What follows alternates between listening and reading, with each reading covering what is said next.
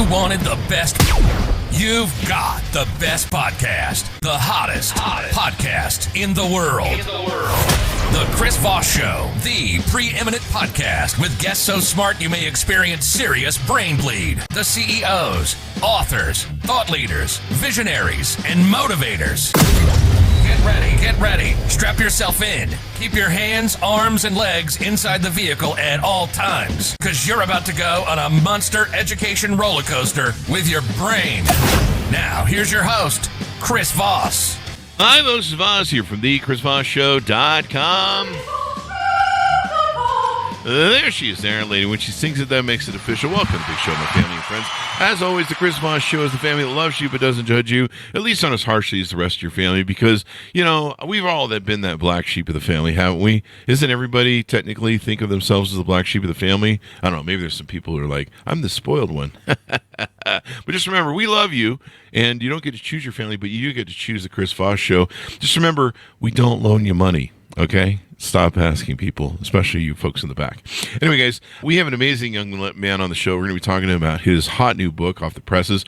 In the meantime, refer the show to your family, friends, and relatives. Go to goodreads.com/Chris Voss, LinkedIn.com/Chris Voss, Chris Voss 1, the TikTok, YouTube.com/Chris Voss. And if you want to buy me a coffee, darn it, go to buymeacoffee.com/Chris Voss and refill my cup, if you will, because we drink a lot of coffee on this show. Like, seriously, it's a problem, but it's a good problem to have, I guess, technically. Anyway, we have the author of the new book called The Yielding Warrior, Discovering the Secret Path to Unleashing Your True Potential, out August 17th, 2023. Jeff Patterson joins us on the show. We're going to be getting some insight from him as to how you can live your life better and weller, and just overall, how to be a good human being. How about that for a change? You're like, Chris, why don't you have evil people on the show? Teach people how to be evil. We don't do that, folks. There's enough evil people in the world. Jeff joins us on the show. He's from Portland, Oregon, and has over 36 years of experience practicing and teaching the meditative and martial arts. You don't want to fight this man. As the founder of Northwest Fighting Arts in Portland, Tai Chi Academy, and the Yielding Warrior, where he emphasizes the transformative power of meditative and martial arts practices, particularly the yielding concept. We'll get into that. He has published 2 books and hundreds of instructional videos. He's the founder of the Yielding Warrior online program and has worked with thousands of students. Welcome to the show. How are you, Jeff? I'm doing great. How are you doing? I am doing awesome, Jeff. Welcome to the show. Give us your .com so people can find you on the interwebs. TheYieldingWarrior.com. There you go. And you might want to close in on that mic a little bit if you can give us a little bit more mic there. Just step right up into that. There you go. So, Jeff, give us a 30,000 overview. What's in your new book? The new book is called TheYieldingWarrior.com. It's about the concept of yielding. And in the meditative and martial arts, there's many different concepts and philosophies that we follow. And yielding has always been one of the concepts that I find most interesting, which is what motivated me to put that book together. And the idea of yielding is there's 3 different directions of yielding. There's physical yielding, mental yielding, and emotional yielding. Physical yielding is the idea that I push you, you push me, whoever's the bigger, stronger person with the most leverage eventually is going to push the other person over. But with yielding, instead of us seeing who the bigger meathead is, when you push me, I get out of the way of that force, and now I can respond with less effort. And so it allows me to deal with people who are bigger and stronger than me. And in any kind of athletics, whether you're playing a contact sport like football or basketball or the combative arts, this skill is very valuable. The idea of go ahead. No, I was going to say, to be good at yielding, you have to, 1, be well rooted. The lower part of your body needs to be strong and flexible so you can change your central equilibrium without getting tight. The body has to be relaxed, the breath has to be calm, and the mind has to be present. All of these things take years and years to get to a high level. However, from day 1 in this practice, we start getting to a higher level of awareness and sensitivity, and we can utilize the benefits of that in our own physical well-being. And this would be what I call physical yielding. Then there's also mental yielding. And the idea of mental yielding is once we start to notice those things in more detail inside of ourselves, we also start to know them in more detail, see them more clearly in other people. Say, for example, somebody's out of balance, or they subtly change their facial expression, or the tension in their body, or their overall energetic state. When you can pick up on things right from the beginning, it's easier to make adjustments. So say, for example, we're having a conversation and I say something that unsettles you.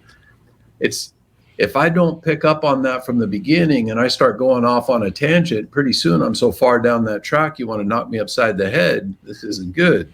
And so learning how to use yielding in all of our interactions is very powerful. One, you're just being more considerate.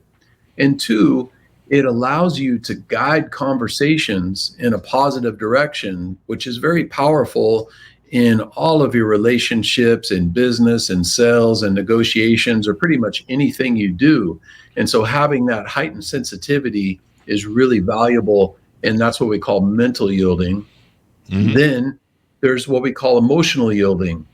And emotional yielding is very much like mental yielding, but it's with your own interpersonal conflicts. So you think about, oftentimes something will happen and we'll respond and we'll go down this path, and we might get an hour, a day, a week down that road and realize maybe that wasn't the best choice. But with yielding, if we could have taken a step back and maybe analyzed the situation before it started gaining too much momentum in any one direction, a lot of times it can save us a lot of heartache on the other side. And I've been explaining this idea of yielding for years. And one of the most common things I hear people say is that, it makes a lot of sense. I use yielding all the time. And while I would agree, I think everybody uses yielding to some degree all of the time. It's kind of like, if you or I were to walk into a crime scene with a detective who's been on the job for 30 years, he would see things about the series of events and the timeline that I know at least I would have no clue of. The meditative arts helps us see things inside of ourselves and other people that most people go through life and never make those connections because they just don't have that level of awareness. There you go. So having that level of awareness is important. Is yielding kind of like, isn't there a karate thing, that a karate standard or form that does that, where it basically takes, when the power comes at you, it sidesteps that, or it grabs the power and flows it through it? Is that the same sort of principle as yielding? Yeah, so that would be physical yielding. Yeah, and that's in a lot of martial arts. Tai Chi is kind of like the grandfather of that idea, but there's been a lot of other arts like Jiu-Jitsu and Aikido that have adapted that concept of yielding in their practice. And so it's basically using the power and force that maybe is coming at you and using it in a way, or redirecting in a way, or redirecting yourself in a way. Are all three of those true? Yeah, so it's one, having the sensitivity to be aware of when that force starts to come at you, because if you let it get too far and you're already off balance, it's really hard to respond. But if you can notice it right from the beginning, it allows you to redirect it with the least amount of effort. And, a lot of times in the martial side of things, when I'm teaching people who are very stoic, they'll say, I don't want to yield. That's being weak. I can just overpower them and win. But the idea is you're not being weak when you yield. You're being strategic. You're learning how to position yourself in the place where you can use the least amount of force and effort to get something to where you want it to go. There you go. You can use this in business a lot too. I can see where, you can see changes in business coming at you, changes in environments, changes in politics or policies of commerce, and you'd be like, okay, well, it looks like maybe something's going to change, innovations maybe, But I know with Stoicism, though, you mentioned Stoicism, so doesn't Stoicism do a little bit of that, where it's yielding a little bit in, you understand and you look at how things are coming at you, instead of getting alarmed by them, you try and read them, I think, with Stoicism. Yes. So what I was trying to say was, you get somebody who's very stoic and they're very hard and solid in their way.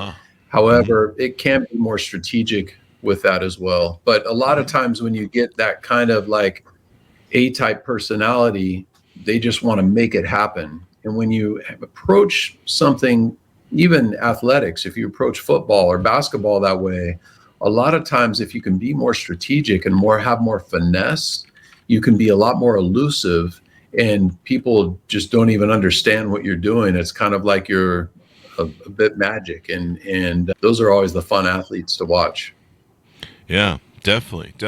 So you wrote the book. Tell us a little bit about your life. What was your upbringing in life, and how did some of the things in life shape you and make you into the person that you are now, the yielding warrior?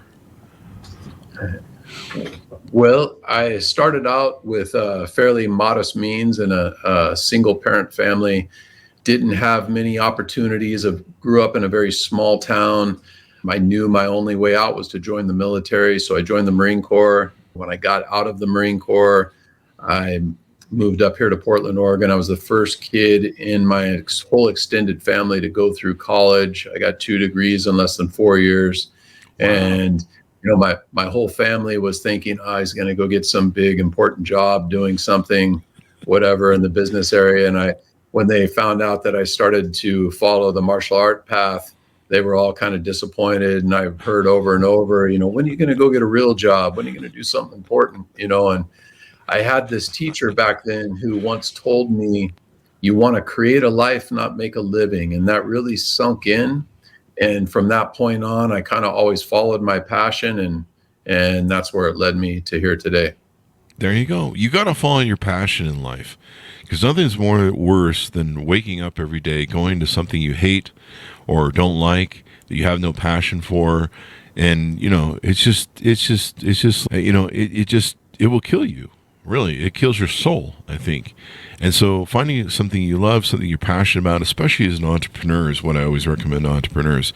Because for years I did companies that I really wasn't passionate about. They were just investment vehicles. And having something you really love doing makes all the difference between showing up every day. And especially as an entrepreneur, you have to show up every day. That's kind of one of those requirements, I guess. So there it is. So how did you come into meditation? It's a bit of a funny story. When I was a youth, I was really into Western boxing, and I used to go to this boxing gym that was just a few blocks down the street here from my academy. And I'm not sure if, for those of you that don't know how a boxing gym works, it's not like your traditional class where you go to a gym and there's one instructor and everybody follows along. Usually there's 4 or 5 coaches in the gym, and each one of those coaches might have a handful of fighters that they work with.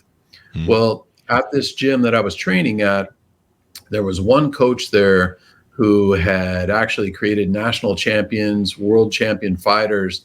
And I really wanted him to recognize me and start training me. And so I'd always show up at the gym, and I knew he was going to be there. I'd work real hard. I'd show him that I'm disciplined and that I was consistent. And after following him around for about 4 or 5 months, he finally took me on as a fighter. And it was only about 2 or 3 weeks of getting to spend some time with him. He said something to me that changed my life forever. And that he said, you should really start doing the meditative arts, doing meditation and Tai Chi if you want to be a good boxer. And remember, I'm this young kid thinking, how is this going to help me? I thought Tai Chi was for old people in the park. And I started doing the practice, though, and it changed my life in so many ways. And through the years, I've had thousands of students come through the program, and I've seen hundreds of people's lives positively influenced by adopting a meditation into their life. Nice. Meditation is really important. Why do you feel it's important, and why it can help people? So many ways.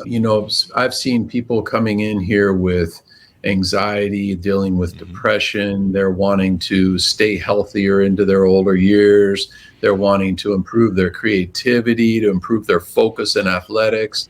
I mean, there's so many different things. If you look at professional athletes today, a lot of professional athletes are turning to the meditative arts to help improve their game. A lot of business professionals and executives are turning to meditation to help learn how to deal with the stress. There's just so many different benefits of the practice. Yeah, most definitely. So how do you achieve optimal performance during meditation? The meditation itself isn't something we're looking to find the optimal performance with.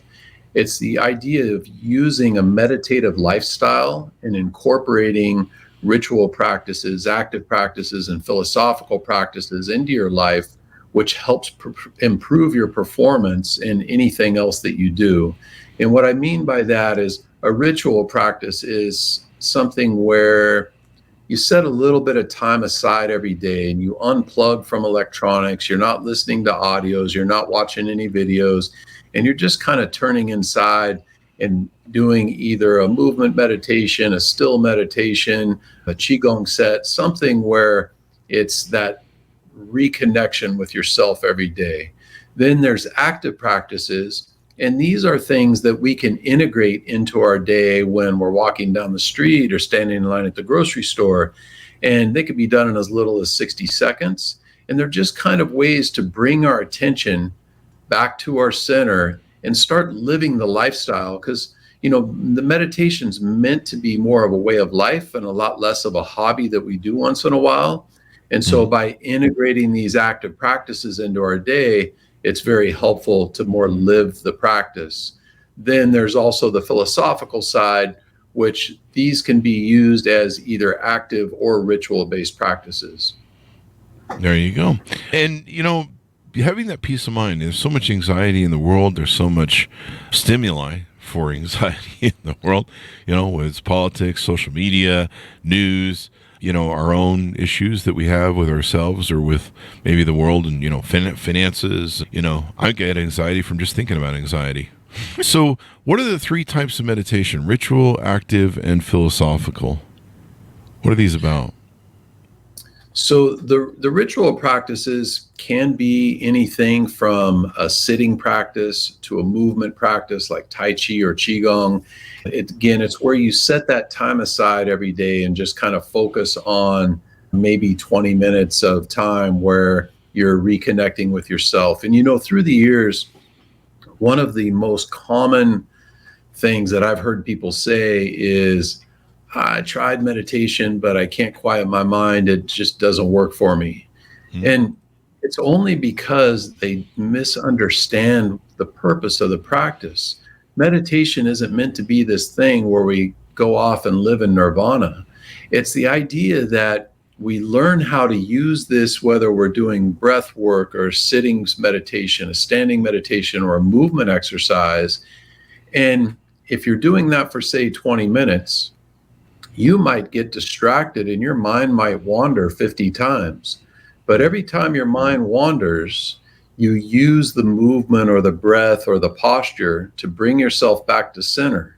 So if you do that 50 times every 20 minutes, and you're doing that every day for 1 month, 5 months, a year, pretty soon you get so good at having these distractions and coming back to that central equilibrium and that center focus. Now, when you're walking down the street and somebody says something negative to you or something stressful happens at your business, it's easy to bring yourself back to center and find that place of peace within yourself so you can respond with a more educated approach rather than letting your emotions get involved.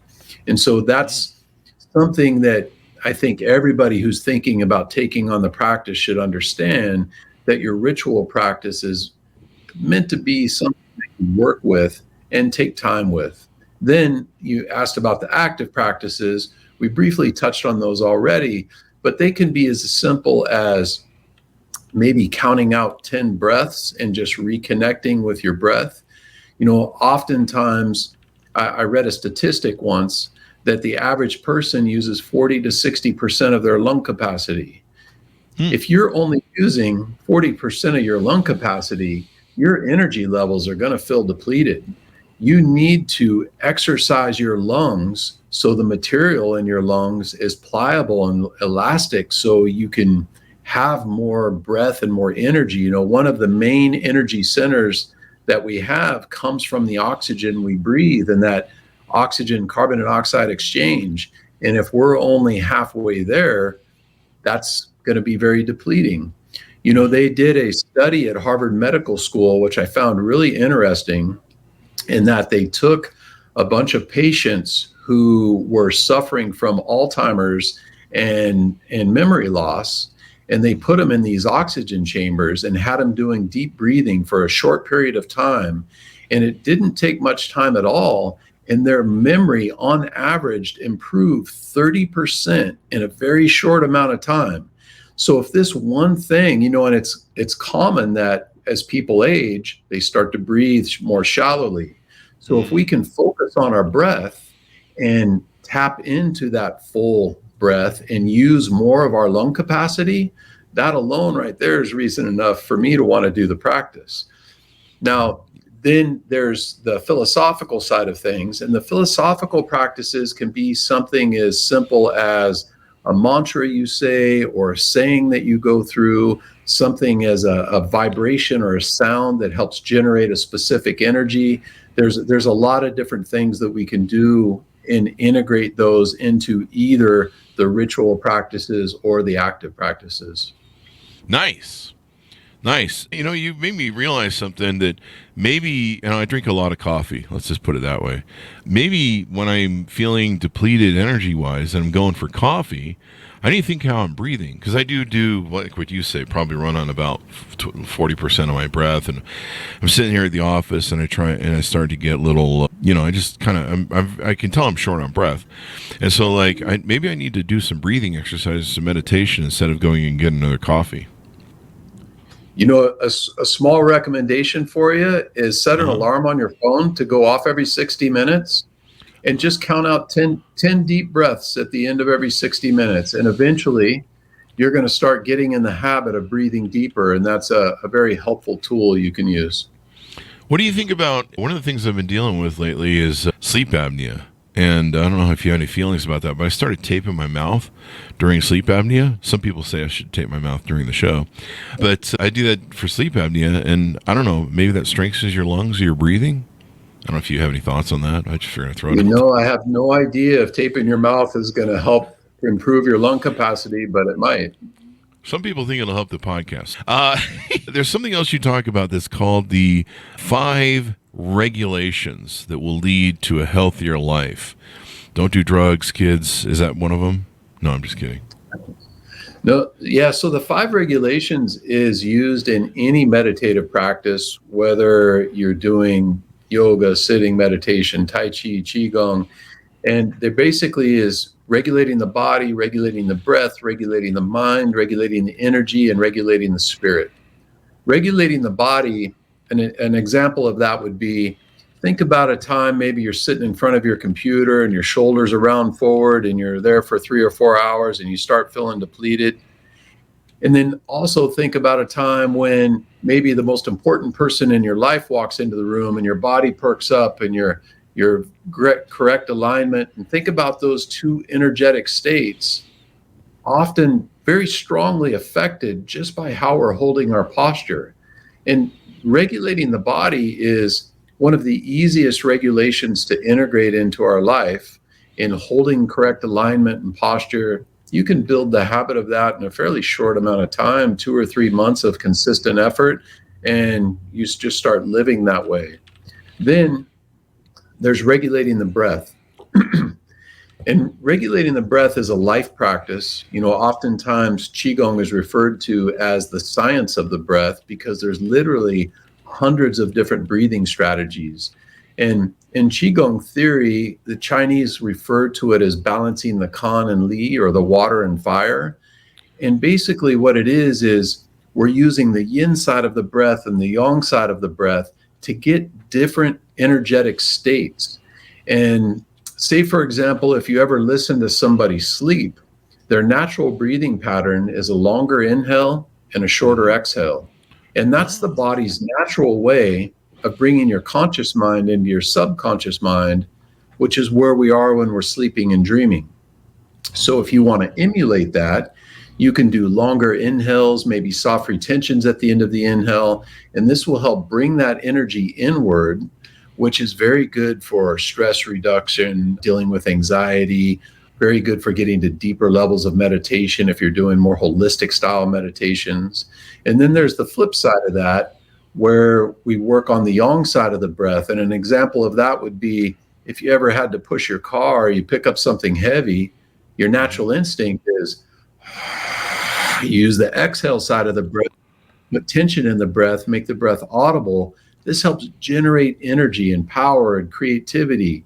And so when we start understanding how to use the breath, we can do it to get different physical, mental, and emotional outcomes.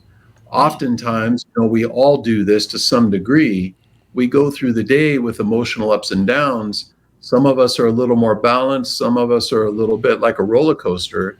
But when you start learning how to use the breath as a strategy, when you see those imbalances taking place, you can use the breath to help make those adjustments. And so now, instead of being like a roller coaster, which is very energy draining, we can stay a little bit more even and conserve our energy and put that in a positive direction. There you go. Then so that would be an example of the breath regulation. Then there is the mental side of things. And the mental regulation, again, this is a lifelong practice. And, there's this story that one of my old teachers used to tell us about these two monks that are walking down this dirt road after a big rainstorm. And they come across this puddle, and on the other side of the puddle is this beautiful lady in a white dress, and she's crying. And the older monk says, "Is everything okay? Can we help you?" And she says, "Yes, I need to get somewhere, and I don't want to get my dress all muddy." And so he rolls up his pant legs and walks over the puddle and picks her up, puts her on his back, and carries her to the other side, sets her down, and she's off on her way. And the two monks start walking a couple miles down the road, and the younger monk, he's just furious. And he's like, "We're not supposed to touch women, but you still did there back at the puddle." And he looks down at the younger monk and he says, "You're still thinking about that lady? I left her back there at the puddle." And we do that in our life all the time, where these things will happen to us, these negativities, these distractions, and we'll start letting a minute tick by, an hour tick by, sometimes even longer, and we'll build up so much negative momentum that it's very hard to let go. But the meditative arts helps us recognize those imbalances right from the beginning and brings us back to center, so we're more in control of those distractions that happen to us mentally all the time. There you go. And it sounds like that's something that can really calm you down, get you right. I think one thing I was thinking about when you're talking was I may need to use the meditation and breathing more when I need to sleep. I'm really bad at going to bed and watching TikTok videos until I fall asleep, and then usually I'm up for 2 hours watching TikTok. And I'm sure I'm shallow breathing during it because, I don't know, I'm laughing or something. But I need to use breath work more to maybe put myself to sleep. Breathing will help you. Doing a lot of the yin style breathing will definitely calm you down and get you in that state ready to have a good night's sleep. There you go. There you go. What else do you do on your website? I noticed there's some work on your website that you take and offer people. Why don't we get into some of the services that you provide there and how people can work with you there? So we have an online program that teaches people how to build a personalized meditation program using movement practices, still practices, breath work, some of the philosophy, and have an evolving practice and have a purpose for why you're doing it. Because you could go on YouTube and find a zillion videos on this meditation and this movement practice and the other, and it's really can be distracting because there's so many different things out there. If you don't understand why you're doing what you're doing, a lot of times you can waste a lot of time. I've literally had students come in here that tell me that they've been practicing meditation for 10 years, and they'll come in here and be frustrated because they'll see some of the students who have only been here 6 months to a year are much more advanced than them. And it's because it's important to have a guide, to have somebody kind of help point you in the right direction, and also to understand why you're doing the practice. With any meditative practice, you could do it for the athletic side of the practice, the therapeutic side, the medical side, the philosophical side, or more of the meditative or spiritual side of the training. And they're all not the same. One practice fits all for all of those categories. So that's the first thing. We also have a teacher training program. So if you're somebody who owns a martial arts academy or a yoga studio, or you're a life coach and you want to integrate these ideas of helping your clients learn how to integrate the meditative arts into their life, you could follow that path as well. There you go. And so they can go on your website, check out the courses that you have there, or reach out to you. Is that correct? Yes. Let's see. And I think you in your programs, you've got some different offerings there. I noticed the membership area. Is there a membership area for members that they can log in, and is there an online community or something? Or yeah, so there's the membership portal where somebody could do a personalized practice where there's hundreds of videos up there and teaching you about the movement practices, still meditation, breath work, the philosophical side of the training, and that's for the individual.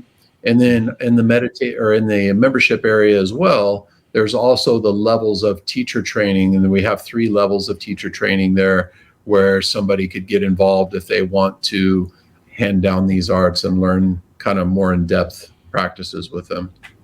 There you go. There you go. So give us your final thoughts as we go out. Tell people how they can onboard with your service, how they can reach out to you, maybe see if there's a good fit, maybe get coaching by you, et cetera, et cetera. So you could go to theyieldingwarrior.com/book and get a free copy of my latest book. Just pay for shipping and handling. Or you could go to theyieldingwarrior.com and check out our online program there, as well as our teacher training program. We're running a special right now there where if you just want to test it out, you can try it out for a couple weeks and see if it's the right fit for you. One of the things that I recommend and find very valuable as somebody new coming to the practice, it's really important to think about why you're doing the practice. Are you wanting to do it to improve your health? Are you dealing with anxiety or depression? Or you wanting to improve your performance? If you have those good, strong whys, it's a lot easier to not hit the snooze button when you get up in the morning, to get up and do your practice. There you go. Get up and do it. And so is meditation better in the morning or at night? I imagine both might be good, but is meditation better in the morning? It's good at all hours. There's different energies at different times of the day that you can tap into with the practice. I've personally find I like to do it first thing in the morning because then there's no excuses or busyness that gets in the way, and I always get it done every day. There you go. I found that early last year. I started doing a thing where in the morning I would, with my cup of coffee, I'd go out and do this multitasking sort of feature where I'd go out into the yard, play with my dogs. They like to, me to be out there with them, sit in the sun to get my vitamin D for about 20 minutes, restart my circadian rhythms, so maybe I'll sleep better, and just breathe in some fresh air and kind of meditate. I'd read usually Marcus Aurelius Meditations or some other Stoic books for a couple pages, and then just kind of ponder what that was about, have a little bit of gratitude out there, and kind of enjoy nature and the world. It gave me a perspective where you're like, it's a pretty big world out there. It's a pretty beautiful world, instead of just logging on the computer and like the whole world's, It gave me a much better grounding and foundation than just loading on the computer and suddenly everyone on email is shouting at you. Everyone on Facebook is shouting at you. The news is like, the world's on fire. Little chicken, was that chicken running around? The sky's falling, that sort of thing. So there you go. Give us your .coms as we go out, Jeff, so people can find you on the interwebs. Yieldingwarrior.com, and you could go to the Yielding Warrior and all the social media channels as well. There you go. Thank you very much, Jeff, for being on the show. We really appreciate it, man. Thank you. It's great to be here. Thank you. And thanks, our audience, for tuning in. Order up the book wherever fine books are sold. And why don't you get the plug in here for your book? People get a free copy of your book. Let's get a plug in for that so people know where to get a copy of that with shipping. You can get that on Amazon, or you can get a free copy at my website, theyieldingwarrior.com/book. There you go. Order up, folks, wherever fine books are sold. The Yielding Warrior, discovering the secret path to unleashing your true potential. Thanks to everyone for tuning in. Be good to each other. Stay safe, and we'll see you guys next time. And that should have us out.